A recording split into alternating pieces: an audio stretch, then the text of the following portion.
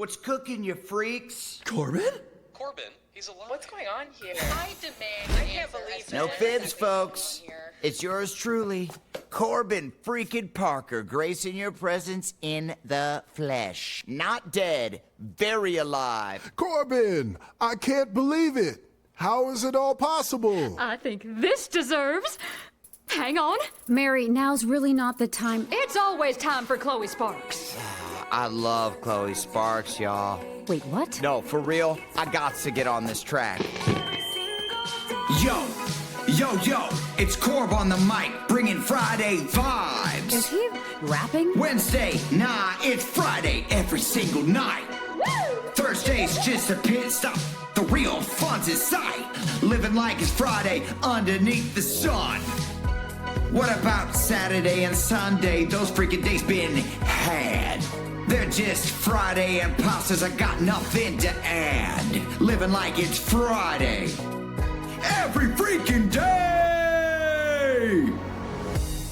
Nah. Thank you for that rendition, Corbin. My cosmic delight. I was confused before, but now? Yeah, I had no idea he was such a multi-disciplined artist. But we thought you were dead. We saw you kick it, bro. Still kicking and thriving and keeping up the vibin', I assure you. Jemma, care to tell us what the hell is going on?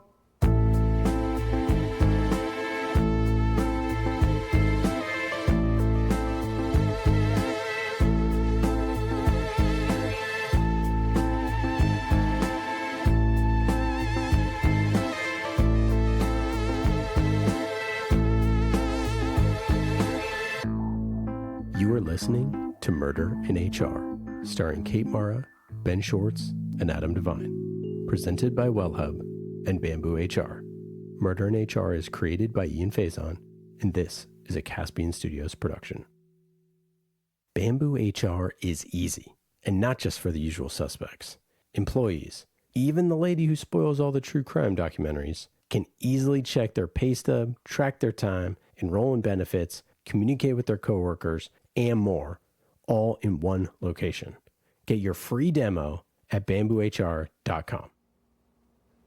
Let me explain. Please do, because we all thought Corbin was dead. He should be. Whoa, way harsh, Jem. So happy you're alive, by the way. Didn't mean it like that at all, but you should be dead. Because through our interview/interrogations, it became evidently clear that Corbin's demise the other night was not by the hands of one murderer, but multiple murderers. Those murderers? All three candidates for the CTO position. Very not cool, guys. We went through this already, hon. And he's alive. You have no proof. Well, I'll explain. You see, Mary Beale here was on Corbin's arm the whole night, pretending to be his biggest fan, acting out all his scenes with him. But we already know that she was lying. She doesn't even know Corbin's movies. Felipe, our office manager, heard Mary talking about giving Corbin a big surprise before dinner.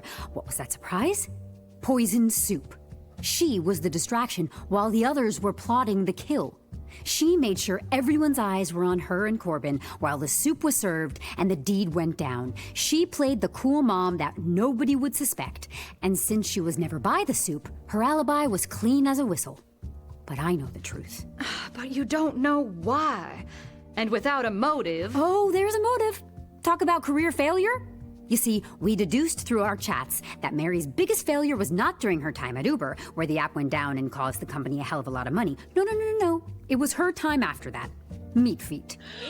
The, foot fetish app? It wasn't a foot fetish app. But everyone thought it was when a celebrity tweeted about it, didn't they? That celebrity? None other than Corbin freaking Parker. What? Mary, my Swifty gal pal. Meat feet was my jam. I thought I was helping you. I even wanted to throw some money into that souffle. I thought I was spreading all the love when I tweeted about it. What did I tweet again? Snap those feet into action with @MeatFeetApp. Make walk-in look sexy. #MeatFeet, #FootFrenzy, #FootFetish. Yeah. My bad. You thought you were helping? Heck, if I knew you were so hurt, I would have backed up the truck and funded a dozen more ideas. You know, I think it's time for this bae to stop being so salty and apologize for my part in the murder, since it's totally not the coolest. And Corby, maybe we should talk after this meeting then. I have a few ideas. And I want to hear them, girl. Someone else who needs to apologize is Max. Good old boy wonder. The Mav Maxabillion. Maxilla. We already know the why. You and Corbin were childhood rivals. You even went to the same college. And who was the first ever recipient of the scholarship you set up at Iowa University? Corbin. This is crazy. You resented Corbin for casting a shadow over everything you did and muddying your name in the eyes of the tech world when he used that scholarship money to jumpstart his Hollywood career. So much so that you exploited Corbin's shellfish allergy to carry out the plan. My dude, how could you? I've always looked up to you, but if I had 5 minutes with my childhood self, I'd send him on a roller coaster in the opposite direction. Looked up to me? Yeah, man. You were the coolest back in the day. You haunted me. You're still haunting me. Are you sure this guy's really alive? You were my hero. Why do you think I shadowed you at every summer tech camp? Mathlete. Landed at the same college as you. Pronado. I ventured off to Hollywood to sprinkle stardust and make you beam with pride, yo. Lies! It's not. I tried reaching out so many times, but you hit me with the old vanishing act. I can't believe after all this time I thought you were the enemy. When really... I was the frenemy. Hug it out. Come here, dog. Come on. All right, okay.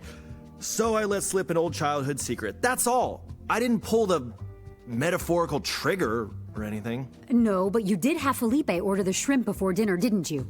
And while you sat right next to Corbin, when everyone's eyes were on Mary, you waited for the perfect opportunity to switch your soup, the soup with the shellfish inside, with his. The hug is rescinded. Wait, but does that mean Dr. Stone did it? How about it? I have nothing to hide. Are you sure about that? After you feigned offense at some offhanded comments made at dinner, you got up to go to the bathroom, conveniently entering through the kitchen, helping Felipe with serving the soup. And I saw her taste test. At our final interview earlier, what did you have? Paella. Wait, I thought it was pronounced paella. Yet at dinner the other night, you told Corbin you were allergic to shellfish as well, so he would see you eating the soup and know it was safe.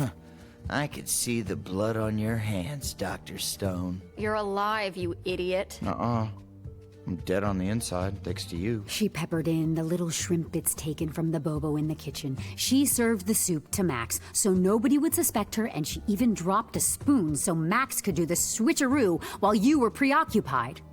But why? After everything we've been through. Yes!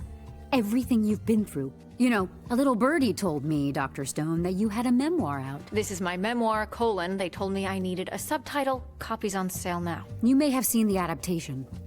You see, I did a deep dive on Corbin's career after Felipe said he saw you two fighting about one of his movies, and I realized that you weren't faking offense to Corbin's comments at dinner. You were actually upset. Why? Because the rights to your memoir were purchased and adapted into a box office smash hit.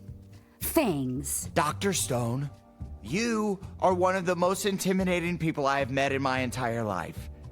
But you're also one of the smartest and coolest. I wanted to honor your life story with an amazing tale of bravado and success. And vampires? Yes, vampires. Have you seen True Blood, the old show on HBO? Anna Paquin? Get real. Anyway, they were a metaphor for corporate leeches sucking the life out of innovation. It was my way of showing the struggles you faced, battling those who tried to steal your brilliance and diminish your achievements. I thought it was obvious. Well, when you put it that way, maybe I should give it a watch. You didn't even watch it? It's okay. It's okay. You know what? How does this sound? Executive producer for Fangs 2. So you're saying that all 3 candidates are guilty of attempted murder? We never wanted him dead. We're not killers. It was supposed to make him sick. Stop him from stepping on our toes. Get him out of the running for the job. They didn't want him dead. They wanted to hurt him. They wanted to take him out of the equation. But nothing happened to him because he never tasted the soup. His spoon was clean. His spoon was clean. That's right. My spoon was clean. I saw tiny shrimp bits floating in my soup. Come on, dudes and dudettes. I wasn't touching that. This is Corbin freaking Parker you're talking to. It's time to lift the veil on this elaborate charade. Corbin's death was nothing more than a ruse. What clued you in? Well, that line stuck with me. Corbin, you said Gregory offered you the role of a lifetime? Talk about a dead giveaway. Then I remembered the multiple sweaters you were wearing at dinner, despite the sweltering Brazilian heat. Why? Because you knew you'd be locked in a fridge for several days. I'm ready to admit, she is good. And let's not forget Corbin's love of method acting. Wait, you were almost a living corpse in that role. At dinner, you were all like, I was this close to playing the guy stuck in a coffin and buried. You said you trained to be boxed up for hours. And then there's the biggest crime of all, the stolen brigadeiros and cheesy bread. I had to grab a snack. But come on, admit it. It was A-list acting at its peak, right? And what you didn't know is that I added a little extra flair. The final level of Stanislavski is learning how to slow down the pulse to a near stop. Just a little seasoning on an all-time great performance. How do you look so dead? I do my own stunts and my own makeup. And putting on makeup in the dark in the refrigerator? Not easy. So you see, there is no murderer to find, because there was no murder. When I met Gregory and he told me about this company, I was all in to invest. But before that, we had to deal with this little mole problem. So we devised this charade to sniff out the mole leaking your secrets. How would that help find the mole? I'd fake death, hide in the building, and spy on all of you to see if I could figure out who the leak was. I was playing a mole to find the mole. Hang on. You were spying on us? How did you get in and out of the fridge and creep around the building undetected? Oh, Blackbeard caught me like 10 times. I had to get in there and reprogram that bot's reprogram. But y'all were so occupied you didn't notice. This may be one of the most half-baked ideas ever. Half-baked? Please. I prefer to think of it as medium rare genius. The whole company was riding on a celebrity, oh, but a very attractive one, finding out the mole in a company he knows absolutely nothing about? He's played a spy 3 times. It was a great plan. It was not a great plan. We need to talk about your planning, sir. I'm reviewing all plans and plots from henceforth. I admit it was never part of the plan for Corbin to actually be in danger. But either way, pressure forms the diamond. And look at what you've accomplished. You figured it all out. You just needed a little push. To the max! So, Corbin, did you figure out who the mole is? No. Inspector Corbin found nada. Whoever it is kept their secrets on lockdown. So nobody is guilty of murder, but someone is guilty of exposing secrets. And that person, I'm sure, is very apologetic. And we still don't have a CTO. Well, Jemma, all eyes are on you. For that, I just need one more moment. Come on, not again, Jemma. Yeah, my vacation starts at the top of the hour, Jemma. Hey, you all gave me the runaround for the last 48 hours. I need 5 more minutes to bring this whole thing home. So go pull out your Wellhub apps, do a stretching exercise or something, and give me a few. Thank you. I'll be right back. Hi, future Jemma. Remember earlier when Shane asked how my weekend was going? Oh, just a complete disaster. Is this a huge mistake? Am I about to screw everything up? Stay tuned for the thrilling conclusion of Jemma's Unraveling Mystery Hour. Jemma? Hi, Shane. Did you just walk out of the board meeting? And holy crap, I cannot believe you figured all that out. That was a mind-blowing thing to see. Wait, what are you doing here? I know, Shane. You know? I know. What gave it away? Say it. I want to hear you say it. Tell me first how you figured it out. Well, Shane, you know how I don't know everything about you? I think deep down I always knew, Shane. I just didn't want to believe it was true. The timeline works, of course. You started working here 6 months ago, exactly when Gregory said those rivals had been siphoning away clients. All right, I can see what you're implying, but... Budapest? You said when Gregory gets back from his trip to Budapest. But he never went. I suspect he planted the lie to me to track where the info went. I never said where he was going to you. I never said where he was to you or anyone else. You were spying on me then, and you fell for Gregory's trap. You've been spying this whole time. Jemma, Despite everything, I trusted you. I told you to input all the data into Blackbeard. And what? You reprogrammed him to say I was the mole? Nice touch, but I'm not that gullible. Something also tells me that you wanted me to figure it out because... Because I couldn't lie to you anymore. You betrayed me, Shane. You were my confidant, my work bud, my friend. For 6 months, we got so close. And to find this out, it hurts. Really, really bad. Jemma, I never meant to hurt you, and I hate myself for it. Say it, so I can hear it out loud. We make a damn good team, and despite everything, our partnership means something to me. And I'm not ready to give up on it just yet. Say it, Shane. I'm into you.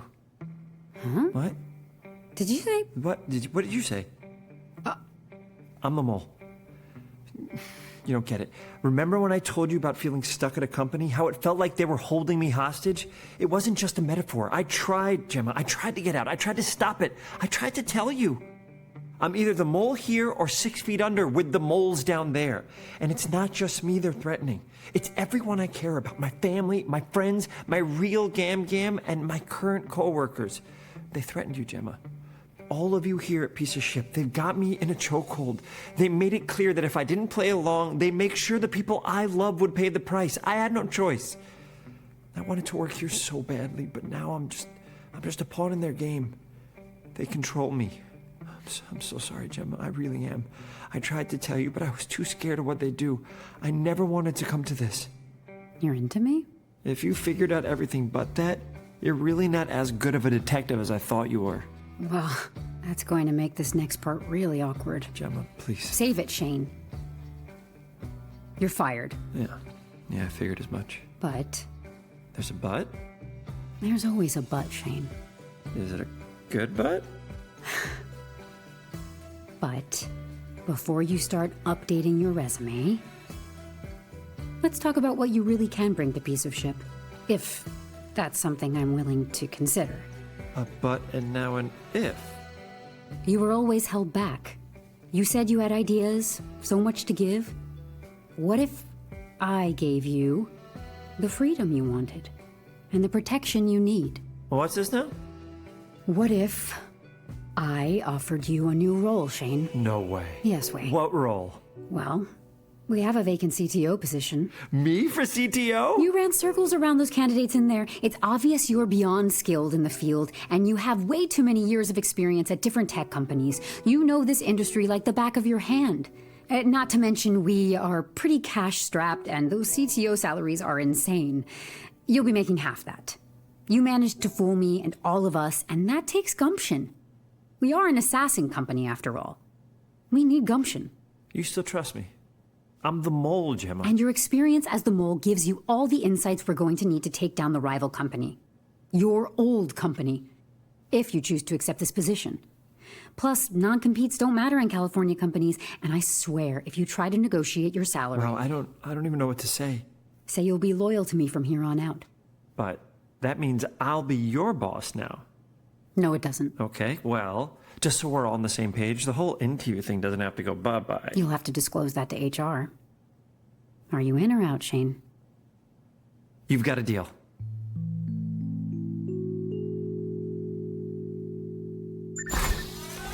Jemma and Shane? Don't tell me this is your big idea. Everyone meet the mole. Just so you know, I did not agree to that reveal. Nice to meet you all. Hi, Gregory. Shane, what the hell, man? So we're no experts in this regard, but do you guys, kill him now? Shane, care to explain yourself? The floor is yours. All right, okay. Here we go. Yes, I am the mole, but it's not what you think. I didn't choose this. I was coerced, threatened. They've been holding me hostage, not just figuratively, but literally controlling my every move. I know it sounds dramatic, but this is my reality. The truth is, I love working here at Piece of Ship more than anything. I love the people, the projects.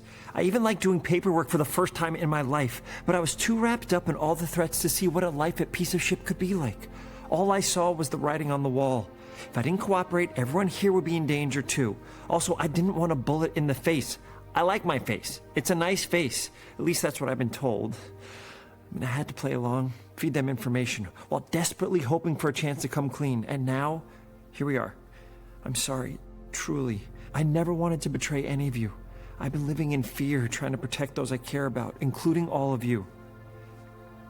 I know I've lost your trust, but I hope you can understand the impossible position I was in. If there is any way to make this right, I'm willing to do whatever it takes. Just please, know that my intentions were never to harm anyone. I'm genuinely sorry. So what are we supposed to do with you?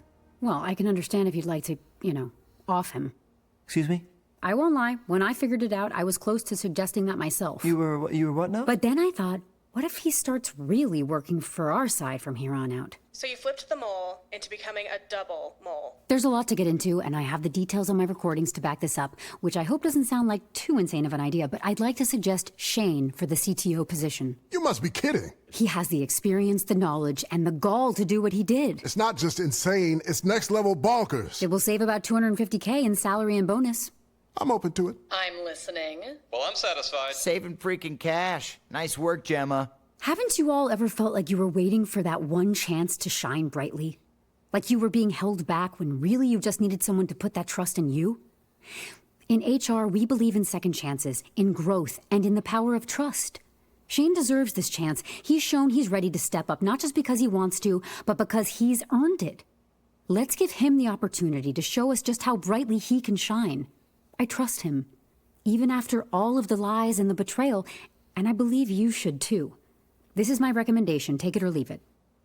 Well, let me toss this shrimp on the Barbie and say promoting Shane Anigans over here is a ripper of an idea. And as one of the investors, I vote to give it the green light. That is a spectacular deal. We'd like to hear a little bit more, but it's not the worst idea. I can get on board. I like knowing he'll be on our side now. I can run you through all the details of what that may look like. Shane, why don't you stick around for a beat? If it involves keeping my face intact, I am your man. Yay! Yeah, Jemma, eu te amo. I want to extend an apology to the 3 candidates for wasting their time. Not to worry, I'm considering a career transition into Hollywood. Isn't that right, Corbin? You got it, Dr. Girlfriend. Yes, and with Corby's generous offer to fund any of my ideas, I'm thinking of going solo from here on out. I'm cool. I got a free trip to Brazil, baby. I gotta say, the last few days have been insane. Things got pretty dark there for a second, but I've learned that you can't dwell in the darkness for too long. You need to bring your own light to see clearly. For the only way to navigate the dark is if you're transparent and honest with yourself. Think of your life and work as a garden. Beneath the surface, moles may be burrowing, creating unseen tunnels and causing disruptions. These moles represent the hidden challenges and fears that can erode our confidence and stability. But hey, even moles need a home, right? Here's the thing. By acknowledging these little troublemakers and addressing them head on, we can strengthen our foundation and maybe even make friends with a few of them.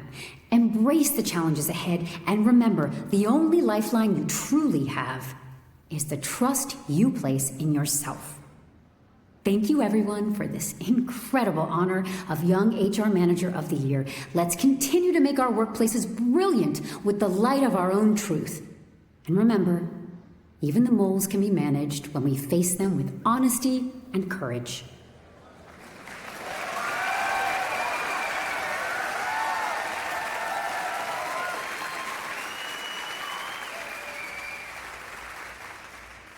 Well, future Jemma, here we are at the end of another wild ride. The last few weeks have been a whirlwind of deceit, betrayal, and, surprisingly, some amazing teamwork. We've learned that trust is fragile, but when it's genuine, it's the strongest foundation you can have.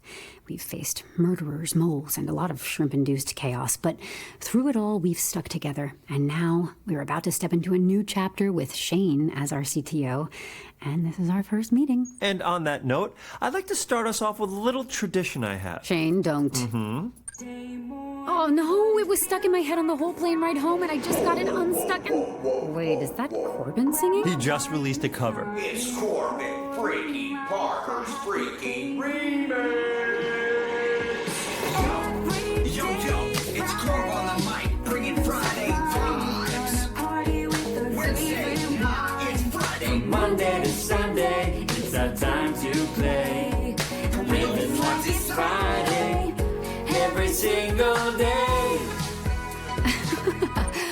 proud of yourself. I wanted to get that in before Gregory arrived. Where is the big man? He should be here by now. I thought we corrected his tardiness last year. Well, while we have a moment, I'd like to officially report something to my HR rep. I have a crush on someone in the company, and I need to address it. Shane. It's real, and it's passionate, and I don't know how I'll focus with the 5,000 miles between us. Are you going to say Felipe? I was going to say Felipe. You spoiled it. You're a jerk. Guilty, yeah. Congrats on the award, by the way. Never doubted you for a second. Top 10 speeches of all time, and that's not coming from your new CTO, it's coming from your friend. Thanks. It's actually kind of sweet. Oh my gosh, are those... Oh my god, are those? You bet they are. Dunkaroos? Stole one from the dispensers from Brazil. Thought you'd like a little souvenir from our time there. We'll talk about stealing company property in a sec. It's the corporate gods calling. Jemma speaking. Dunkaroo me. What do you mean? When? How bad is it? What's wrong? Okay. Sure, we'll be right there. Gregory's been shot. What? How? We don't have the details yet, but we need to get to headquarters. I guess it looks like our next challenge just landed in our laps. Buckle up. This ride isn't over yet.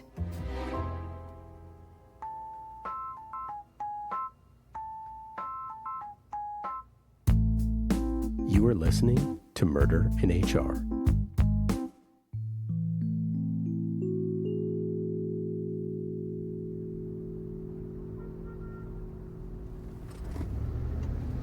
I still can't believe Gregory was shot. Who would want to shoot him? Maybe someone who's not a fan of corporate jargon? This isn't a joke, Shane. I know. Just trying to lighten the mood. It's my coping mechanism. Really? Now? Let's just get it out of our system. Every day is Friday, feeling so fine. We're gonna party with our favorite wine. From Monday to Sunday, it's our time to play. Living like it's Friday, every single day. So who's the better singer, me or Corbin? Oh, definitely you. Corbin's got nothing on your high notes. I can't believe how much I love this song. As a joke, of course. It reminds me of you. It's cute, but kind of cringe, and... You can't get it out of your head? Eyes on the road, Mr. CTO. Yes, ma'am.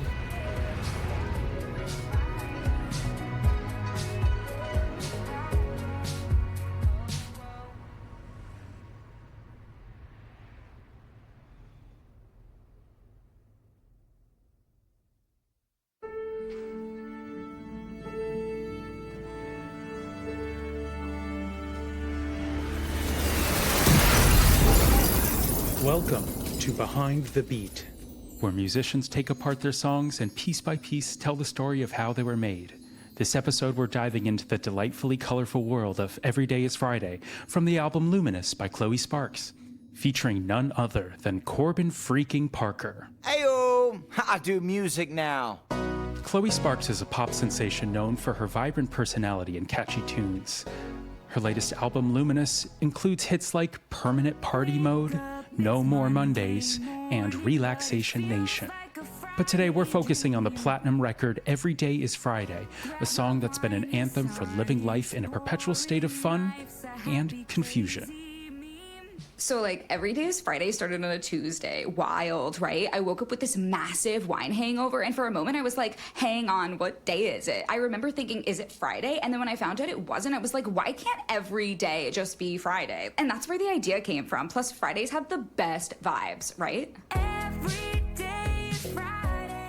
The song is freaking iconic. I mean, every time I hear it, I just imagine myself walking away from an explosion in slow-mo with a glass of wine in my hand. Before Corbin hopped on, Chloe wrote this song with the help of Teddy Langstaff, a renowned ghostwriter known for his enigmatic presence. Chloe was honestly pretty tipsy most of the time we were working on the album. She'd send me voice notes really late at night with these questionable ideas. One was about telling a song from the perspective of her cats. I mean, pretty crazy stuff. But then I got one that was just her saying every day is Friday, over and over It reminded me of the ancient musings of Epicurus, who believed that pursuit of pleasure is the greatest good. I knew we had a hit right then and there. Teddy took Chloe's tipsy inspiration and started crafting the song, but recording wasn't the smoothest process. Teddy is so deep at stuff. He turns my weird little nuggets and thoughts into like really sophisticated songs. And he's the only one that can keep up with me. This whole album was basically just me saying one thing and then recording something completely different in the moment, and his eyebrows would all scrunch up all angry and whatnot. He's the funniest. Yeah, I mean, the only constant in life is change. And the biggest change came months after the song was a hit when actor, investor, and surprise rapper Corbin freaking Parker called with a request to add his unique style to the track. Man, when I first heard this track, I was like, whoa, this song is freaking awesome. That's the thing. When I can feel the freaking and the awesome, that's when I know it's something special. Plus, I've had like 100 buzzballs to this song over the last few months, so I already had my rap written in my head by the time I called and said, yo, it's Corbin freaking Parker. You must let me lay down a track with my signature beat. I tried to work on the rap with Corbin, but he refused my help. I understand wholeheartedly. Sometimes the best way to help is to not interfere. People don't know this, but I freestyle in my sleep. My dreams are just me dropping bars all night. And when I get in the studio, I wanted it to be like a lightning bolt. Unexpected, electrifying, and yeah, a little bit shocking. Yo, it's Corb on the mic, bringing Friday vibes. Wednesday, nah, it's Friday every single night. Thursday's just a pit stop, the real fun's in sight. Corbin's verse added that final touch, bringing in even more fun to the track that perfectly matched Chloe's vision. Corbin just has this energy, you know? He can take a line and make it sound like the most epic thing ever. Plus, he's just so fun to work with. Like, he's always down for a good time. That's the thing. I feel like Corbin is actually like a Friday. He's the embodiment of what Friday is. So it was just so apropos to get him on this track. His lyrics made 0 sense. I just sprayed a little Corb juice on the song and let the magic happen. It was beautiful.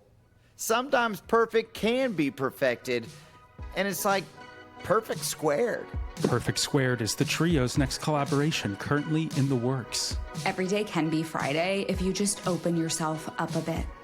Chloe and I, we're like musical soulmates. She's the peanut butter to my jelly, the Friday to my everyday. Teddy's cool too. He and I bonded over our love of ancient philosophy. Those old dudes say some wacko stuff. The final product is this super cool song that just makes you want to live, but also dance. Like, why take life too seriously? It all came together in this weirdly perfect way. Much like the harmonious chaos found in the universe. This song is the ultimate life hack. You play it, and suddenly your day is a different day. And that song is the best freaking day. From Monday to Sunday, it's our time to play. Living like it's Friday, every single day.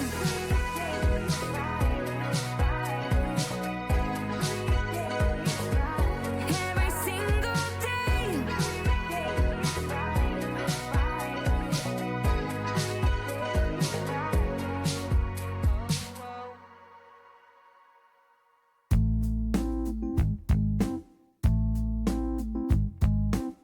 Improving employee well-being shouldn't be a mystery. Thankfully, Wellhub has cracked the code by offering employees affordable, all-in-one wellness plans to access the best options for fitness, mindfulness, nutrition, sleep, and more. Experience the thrill of becoming a wellness company with Wellhub. Visit wellhub.com today to unlock the mystery. Thank you for listening to Murder in HR, starring Kate Mara, Ben Schwartz, and Adam Devine. Created by Ian Faison. Presented by Wellhub and BambooHR, a Caspian Studios production. Written by Taylor Sardoni and Ian Faison. Directed by Ian Faison. Executive producers are Kate Mara, Ben Schwartz, Adam Devine, and Ian Faison. Co-executive produced by Dane Eckerly.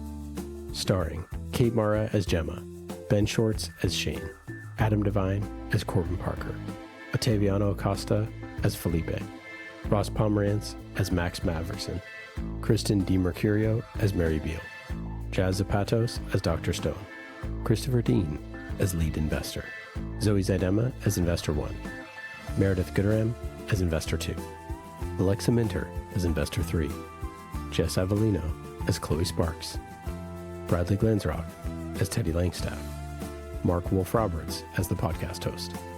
The song Every Day is Friday was written by Taylor Sardoni and composed by Jess Avellino, performed by Jess Avellino, and mixed by Scott Goodrich. Produced by Mark Wolf-Roberts. Produced by Taylor Sardoni. Our supervising producer is John Libby. Our supervising creative producer is Landon Pontius. Sound design and mixing by Sound Sculpture. Dialogue and music editing by Ryan Classy. Mastering by Scott Goodrich. Music supervisor is Landon Pontius. Production support from Bradley Glansrock, John Libby, and Jess Avellino. Video producer is Bradley Glansrock. Video production support from Scott Levine. Marketing support from Dino Pasilich, Kyle Ruska, Colin Stamps, Dylan Langlis, and Rockable. Script consultant is Christopher Dean. Additional support from the team at Wellhub and BambooHR. Recording support from Studio Awesome. And special thanks to Chris Galley.